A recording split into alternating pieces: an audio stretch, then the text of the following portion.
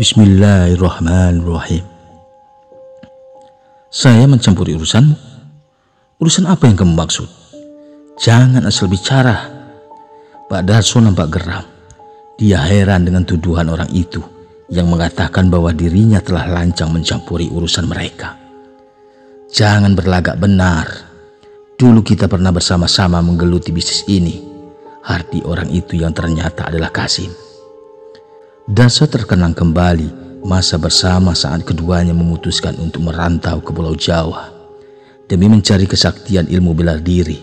Lalu kemudian kedua sahabat itu menjadi premanisme di Jakarta. Namun Kasim yang lebih serakah selalu berbeda prinsip dengan Darso, dan pada akhirnya persahabatan mereka pun retak. Darso yang kala itu masih berada di Pulau Jawa hanya bisa mendengar kabar dari Kasim tentang kedua adik perempuannya yang tewas dimakan harimau saat sedang menyadap karet dengan kondisi tubuh tercabik-cabik. Yang lebih mengerikan, adik bungsu yang bernama Rini terpaksa dikebumikan tanpa kedua daun telinga. Oh, ternyata benar apa yang dikatakan orang-orang. Kamulah dalangnya, bertobatlah. Sepertinya Pak Darso mulai tersulut emosi. Sudah kayak ustaz saja kamu, Darso. Jangan menasihati saya, urus saja keluargamu yang satu persatu tewas kau jadikan tumbal. Pertikaian antara Kasim dan Darso sebenarnya sudah terjadi semenjak keduanya menggeluti profesi sebagai premanisme di Jakarta, tepatnya di Pasar Tanah Abang. Karena ilmu bela diri Darso masih satu tingkat di atasnya, Kasim memutuskan pulang kampung, dan ternyata ada dendam yang tersimpan di dalam dirinya. Tutup mulutmu, dasar tukang fitnah. Hanya seorang pecundang yang tega melibatkan keluarga dalam urusannya, hardik Pak Darso. Sesungguhnya darah di dalam tubuhnya mulai mendidih, namun ia tahan agar bisa mendapatkan informasi lainnya. Kasim yang kala itu sudah pulang kampung memanfaatkan kematian kedua adik Darso dengan cara memfitnahnya bersekutu dengan aliran sesat, dan kedua adiknya dijadikan tumbal. Padahal dengan tangannya lah dia menghabisi nyawa kedua adik Darso itu. Kenapa Darso? Kau menyesali bahwa setelah satu persatu keluargamu tewas, hidupmu tak kunjung membaik? Perlu kamu ketahui, akulah orang yang merenggut nyawa kedua adikmu itu. Dan sepasang telinga di dalam dompetmu adalah daun telinganya. Dari penuturan Kasim terungkap bahwa kedua adik Darso dibunuh, bukan seperti kabar yang ia berikan kepada Darso kala itu, yang mengatakan bahwa adik Kasim tewas di mangsa harimau. Ironisnya, kepada orang-orang kampung Kasim mengatakan bahwa keduanya tewas karena dijadikan tumbal oleh Darso. Selama ini Darso memilih diam karena tidak ingin lagi terjebak dunia hitam. Setiap kali orang-orang yang tak percaya dengan omongan Kasim bertanya, apa pekerjaannya di Tanah Jawa? Darso menjawab bahwa di Tanah Jawa dirinya bergabung dengan tim ekspedisi menguak misteri Nusantara. Orang-orang di desa percaya akan hal itu. Kasim, pergilah kau ke neraka. Darso benar-benar telah dikuasai amarah. Dia mencabut golok di pinggang, melompat ke udara, dan membabat Kasim dengan goloknya. Tapi sayang, Kasim mengelak dan dengan mudahnya menghantam punggung Darso dengan tendangan geledek. Mas Bayu dengar suara orang bertengkar itu?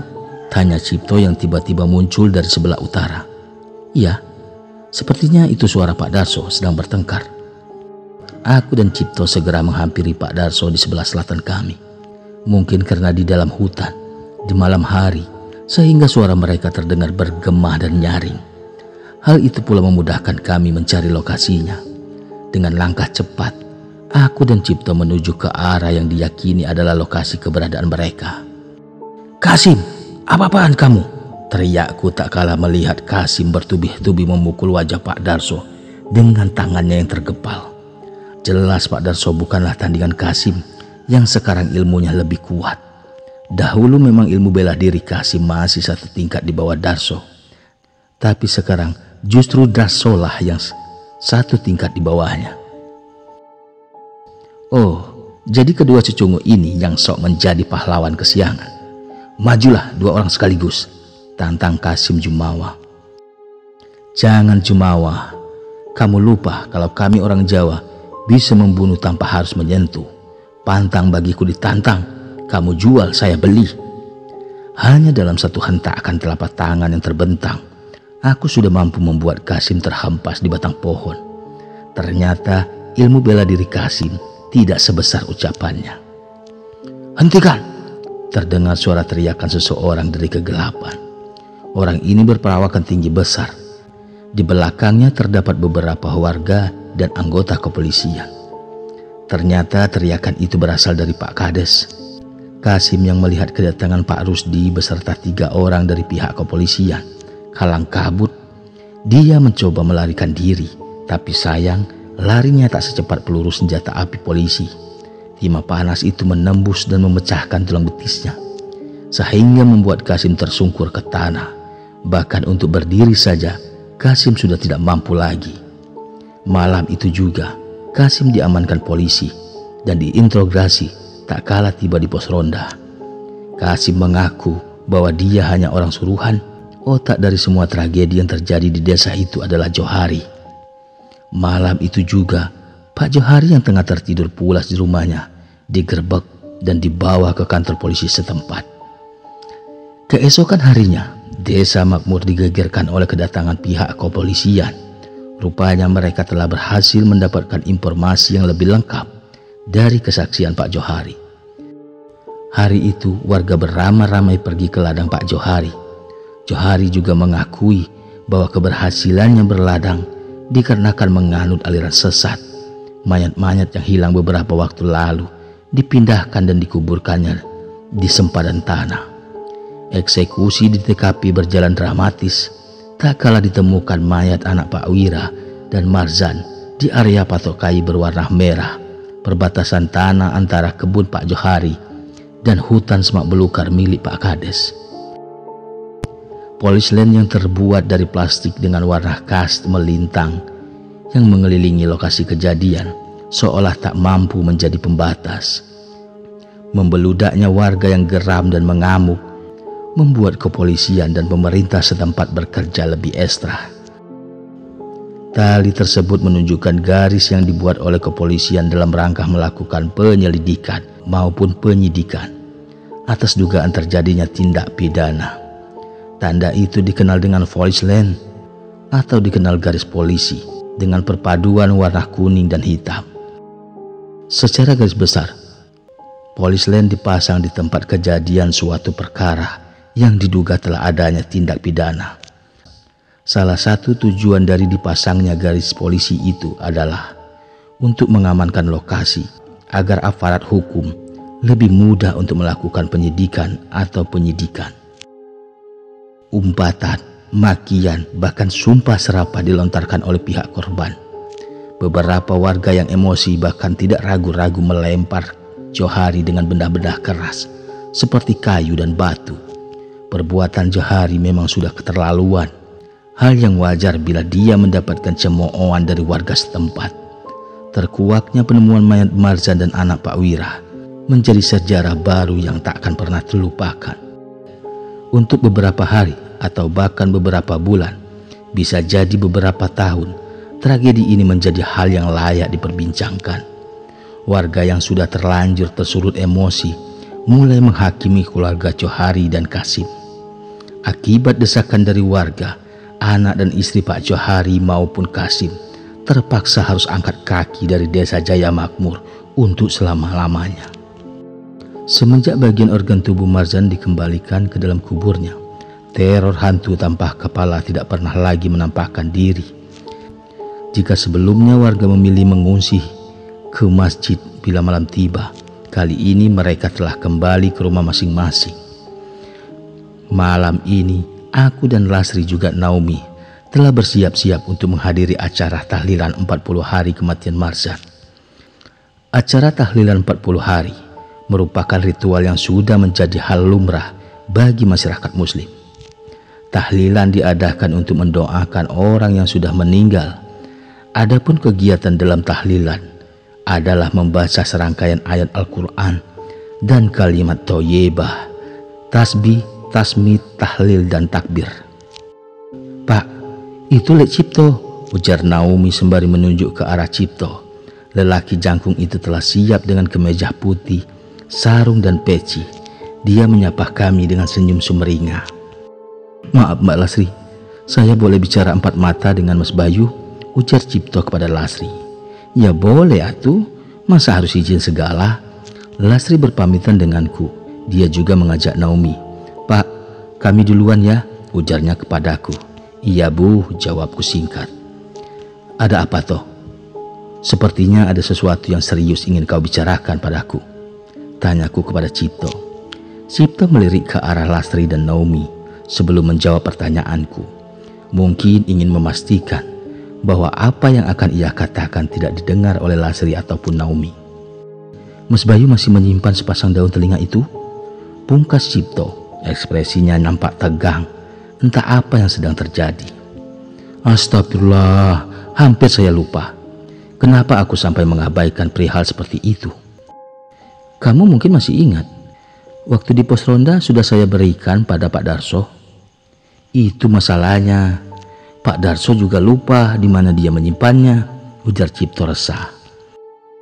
"Emangnya ada apa sih toh? Kok kamu nampak resah dan gelisah gitu?" tanyaku. "Anak Pak Kades kesurupan arwah Rini," ujar Cipto panik.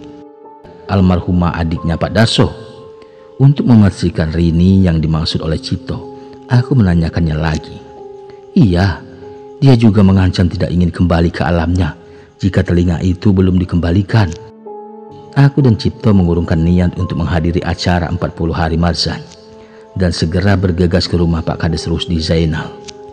"Di mana Pak Darso?" tanyaku kepada Cipto di tengah perjalanan menuju rumah Pak Kades. "Tadi saya dan Pak Darso telah mencarinya di pos ronda. Barangkali terjatuh di sana." "Ketemu?" Aku memotong pembicaraan Cipto. "Kalau ketemu, ya nggak mungkin saya khawatir begini." Cipto nampak tegang. Ia bahkan sangat khawatir, takut daun telinga itu tidak diketemukan. "Di mana Pak Darso sekarang?" tanyaku. Berhubung anak Pak Kades kesurupan arwah saudaranya, alangkah baiknya dia juga ke rumah Pak Kades. "Tadi masih di pos ronda, nggak tahu kalau sekarang. Saya rasa masih di sana." "Oh," jawabku singkat. "Mas Bayu kok nampak tenang, bukannya khawatir?" Cipto kesal melihat ekspresiku yang menurutnya nampak tenang dan santai itu. "Sepasang daun telinga itu ada bersama saya. Sekarang kamu panggil Pak Darso. Ajak dia ke rumah Pak Kades. Saya menunggu di sana." Aku dan Cipto berpisah di tengah jalan. Sejurus kemudian, tibalah aku di rumah Pak Kades. Para tetangga yang tidak datang di acara tahlilan 40 hari Marzan memenuhi rumah Pak Kades. "Assalamualaikum," sapaku kepada warga yang berkerumun di depan pintu rumah Pak Kades sebagai isyarat untuk permisi lewat. Aku duduk bersila di dekat anak Pak Kades yang kesurupan itu, lalu kemudian berkata, "Pulanglah ke alammu. Malam ini juga kami akan mengembalikan apa yang kamu cari." "Terima kasih.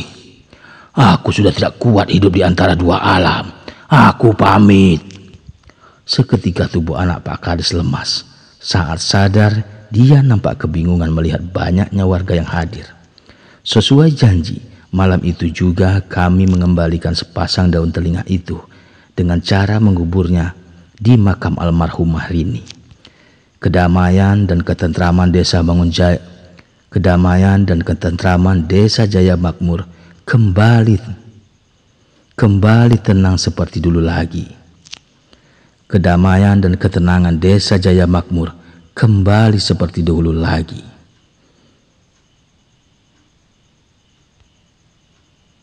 Ya, begitulah. Oke teman-teman, begitulah akhir ceritanya. Nantikan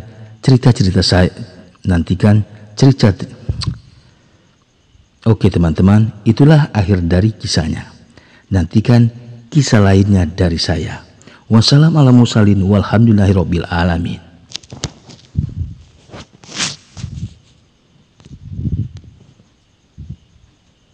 Sekarang kamu panggil Pak Darso. Ajak dia ke rumah Pak Kades. Saya menunggu di sana. Aku dan Cipto berpisah di tengah jalan. Sejurus kemudian, tibalah aku di rumah Pak Kades. Para tetangga yang tidak datang di acara tahlilan 40 hari Marzan memenuhi rumah Pak Kades. Assalamualaikum, sapaku kepada warga yang berkerumun di depan pintu rumah Pak Kades sebagai isyarat untuk permisi lewat. Aku duduk bersila di dekat anak Pak Kades yang kesurupan itu, lalu kemudian berkata, "Pulanglah ke alammu. Malam ini juga kami akan mengembalikan apa yang kamu cari." "Terima kasih. Aku sudah tidak kuat hidup di antara dua alam. Aku pamit."